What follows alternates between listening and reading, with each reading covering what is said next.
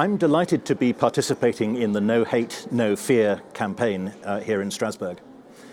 I review on an independent but security-cleared basis the laws against terrorism in my country, the United Kingdom.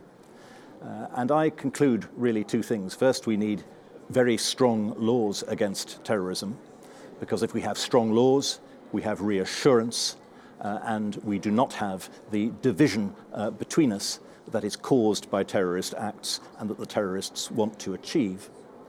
But we must also ensure that those laws do not alienate the millions of law-abiding citizens, particularly in the communities from which the terrorists seek their support. But more important than laws, however strong and however sensitive, is tolerance.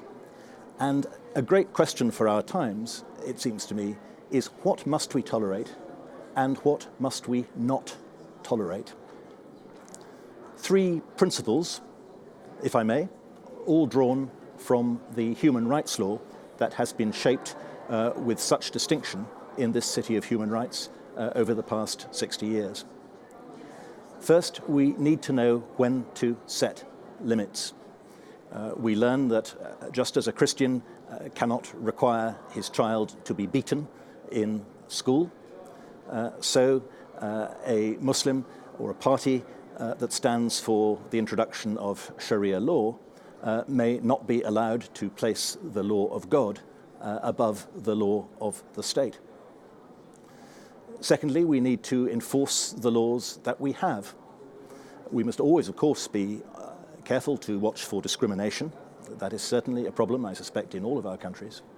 But we also need to be sure, whether we're looking at forced marriage or female genital mutilation or corruption or any other sort of crime, that the police and social workers are enabled to intervene without fear that they will be accused of racism if they do so.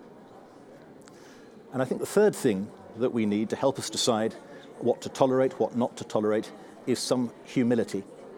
There is a battle going on for hearts and minds.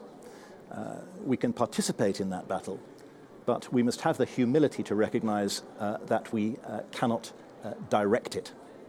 At the end of the day, the exchange of ideas in public discourse is going to defeat radical tendencies within our society, not coercing people into silence by oppressive laws of that kind.